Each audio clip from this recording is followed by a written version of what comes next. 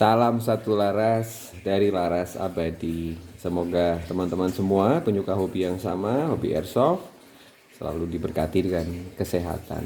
Cukup lama tidak membuat video karena tugas dan juga dinas yang harus saya lakukan. Tetapi kali ini saya ingin berbagi pengalaman lagi. Di depan saya sudah ada gas blowback pistol GBB ENC. Glock 17 Gen 5 buatan made in China. Saya nggak mau bahas dari bagian depannya karena mungkin yang bahas bagian depan, bagian kelihat secara overall bentuknya juga sudah ada di YouTube. Saya nggak mau membahas itu, tapi saya yang mau membahas adalah kelebihan dan kekurangannya setelah unit ini saya terima, saya coba, saya alami, dan juga banyak sekali review-review dari kebanyakan dari luar negeri sih yang saya baca. Ada juga yang beberapa treadmill yang saya baca juga cukup lengkap pengalaman mereka mengenai menggunakan ENC Glock 17 Gen 5 ini.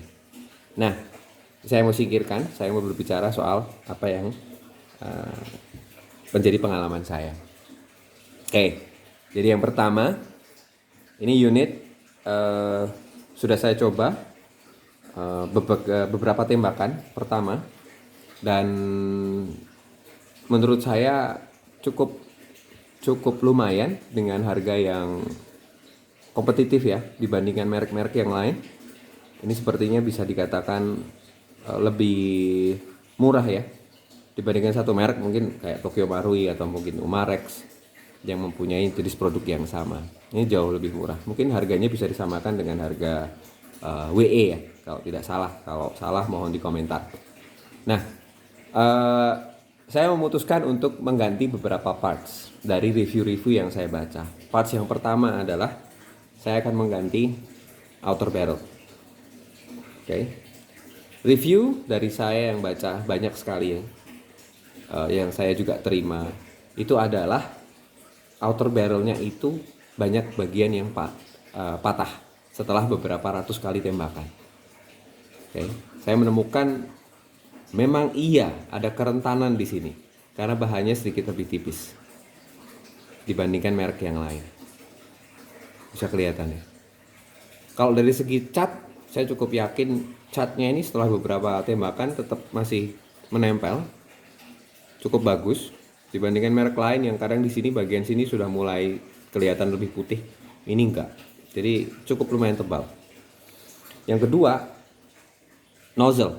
Nah, saya menemukan nozzle ini belum saya ganti. Ini masih bawaan aslinya ENC.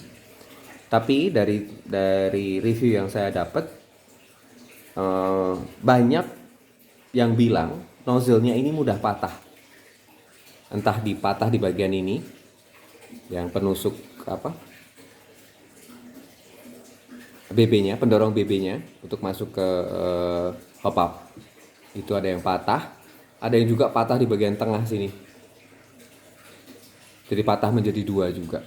Tapi setelah saya coba sendiri, saya tidak mengalami hal itu. Nozzle juga masih bagus, tidak ada masalah. Mungkin nanti beberapa pelumasan harus saya lakukan, tapi enggak, ini masih oke, masih bagus. Kemudian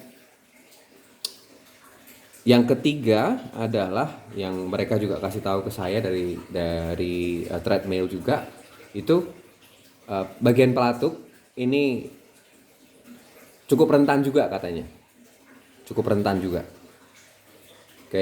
Jadi bagian kerentanan utamanya adalah pada bagian ini. Pada bagian ini. Jadi ada beberapa yang kemudian menyarankan kalau memang ini mau diganti sepenuhnya menggunakan trigger system dari Tokyo Marui, karena Tokyo Marui ini adalah banyak yang bilang di treadmill itu juga ini klonnya Tokyo Marui. Ini klonnya Tokyo Marui. Tetapi di bagian lower body ini yang menarik adalah di untuk bagian di mana slide-nya bekerja, ini tetap metal ya. Ini tetap metal. Oke, walaupun luarnya plastik, ini tetap metal. Jadi saya pikir ini cukup kuat. Oke. Kesimpulannya kemudian nanti ke depannya adalah apakah ini bisa dipakai untuk kompetisi atau segala macam nanti ya. Oke, nah dan yang paling mendapat sorotan juga beberapa thread-thread di YouTube ini dibilang ini terlalu dummy sekali bagian shell ejection systemnya. Jadi kalau di senjata aslinya ini kan yang menarik selongsong untuk keluar dari slide kan. Tadi ini fix, ini tidak bisa diganti. Terlalu fake, terlalu palsu katanya. Iya, ya mereka bilang seperti itu. Tapi ya terserah dari pengguna juga sih dan juga yang memiliki bahwa ini adalah GBB, ini replika gitu loh. Ini tetap dalam ranah ini adalah replika. Oke, nah dari semua yang saya baca, saya mengambil beberapa kesimpulan. Ini kesimpulan pribadi ya, bahwa memang berarti ada beberapa parts yang harus saya ganti. Oke, nah banyak yang bilang yang harus kemudian diganti paling awal adalah outer barrel. Dengan outer barrelnya TM, saya memutuskan untuk membeli outer barrel 5KU untuk Tokyo Marui G17 Club 17 dengan kode ini. Oke, dari ini threaded barrel, di depannya ada uliran untuk nanti bisa ditembakkan suppressor atau segala macamnya lah ya. Dan ini bisa dikatakan lebih panjang dibandingkan outer barrel bawaannya. Kemudian saya membeli juga magazine base. Oke. Warna kuning juga, dan saya akan mengganti recoil rodnya. Recoil spring. Recoil spring ini berbahan stainless. Kalau yang asli kan berbahan baja seperti ini. Ya. Ini berbahan stainless dengan panjang yang bisa dikatakan lebih pendek, tetapi kawatnya jauh lebih lebih besar. Bahan kawatnya lebih besar. Ini tipis, kalau ini lebih besar. Ini sudah saya adjust, saya sesuaikan. Jadi nanti supaya tidak merusak slide juga. Kalau terlalu kencang kan nanti bisa merusak slide. Saya takutnya malah akan merusak semua bagian dari upper slide. Kemudian karena ini Gen 5, seperti produk-produk yang lain, di recoil rodnya itu ada kayak semacam pin kecil gini. Oke. Bisa kelihatan nggak ya? Semoga kelihatan. Nah, ini ada pin kecil seperti ini. Ini recoil rodnya. Oke, jadi saya coba akan pasang itu dulu. Dari review-review yang saya dapat, ini bisa membantu untuk kemudian membuat unit ini lebih akurat, unit ini lebih aman, unit ini lebih nyaman untuk digunakan. Oke, kita coba ganti ini outer barrelnya dulu. Kemudian setelah ganti outer barrel dan semuanya, kita akan pasang unitnya kembali menjadi utuh dan kita lihat presentasi finalnya kan seperti apa. Singkirkan dulu, kita copot. Ini threaded barrel seperti yang dibilang tadi, dari 5KU. Kalau di bawaannya kan tidak ada tulisannya sama sekali, kosong. Kalau di sini jadi kayak ada markingnya, DMD 076 9x19 AT apa ini ya, itulah. Jadi kayak ada ini punyanya TM, Tokyo Marui. Ini Tokyo Marui. Oke. Kemudian sebelum kita masukkan dulu inner barrelnya. Apakah pas? Ya, pas, tidak ada masalah. Perfectly fit. Oke. Masukkan ke per slide-nya. Right. warnanya jadi kontras sekali ini. Kita tutup bagian depannya.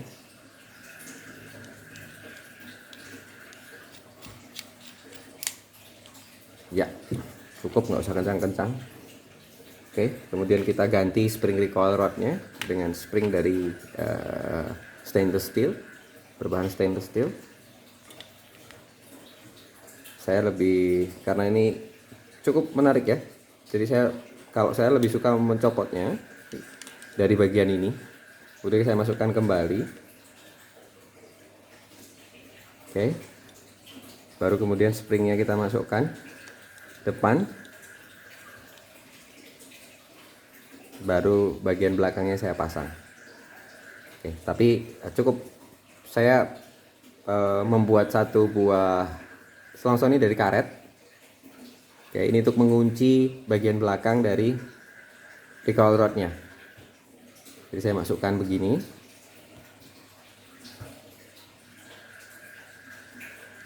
Pasang bagian belakang. Oke, jadi ini mengunci recoil rodnya. Karet ini. Nah, ini mengunci recoil rodnya. Jadi recoil rodnya nggak akan bergerak, lebih statis. Oke, kita coba putar supaya line up sejajar pada posisi awal. Oke, jadi ini outer barrel yang sudah saya ganti, kemudian spring recoilnya juga sudah saya ganti. Ini lebih nyaman menurut saya, lebih akan memperlancar kinerja slide juga, tapi ini lebih, dan juga pada saat yang bersamaan masih tetap mencoba untuk menghitung daya balik dari blowback yang kemudian dihasilkan, jadi supaya ini juga aman untuk cover slide-nya. Oke, kita masukkan. Jadi saya ambil kembali, kita susun kembali, cukup mudah, tinggal ditarik dari ke belakang, tarik. Oke, works. Nah, berbicara mengenai semua tadi, saya berbicara mengenai kekurangan dan kekurangan. Oke, saya ambil magazinnya dulu, sorry. Magazine base saya ganti. Ini nggak ada markingnya ya, polos guys, teman-teman semua. Tidak ada tulisan Glock atau logo Glock. Ini saya ganti pakai 5KU juga, CNC untuk Marui juga ini. Kelihatan untuk Marui AIP. Perfect fit, langsung plug and play, tidak perlu ada yang dibor atau apapun itu. Kita lihat final presentationnya, menarik. Oke, dari semua tadi kekurangan yang atau review yang saya dapat, presentasi terakhirnya setelah kita ganti outer barrelnya, kemudian tadi inner barrelnya, spring recoil rodnya juga sudah saya ganti. Ini juga sedikit ditambahi magazine base-nya, cukup menarik akhirnya. Setelah ini presentasi terakhirnya ya, dari segi berat, kalau saya bilang ini cukup enteng ya. Walaupun dengan magazine cukup enteng, tapi tidak seenteng WE. WE sepertinya lebih enteng. WE Glock 17. Ini sedikit lebih berat, mungkin karena magazinnya. Oke. Kita coba try fire aja. Oke.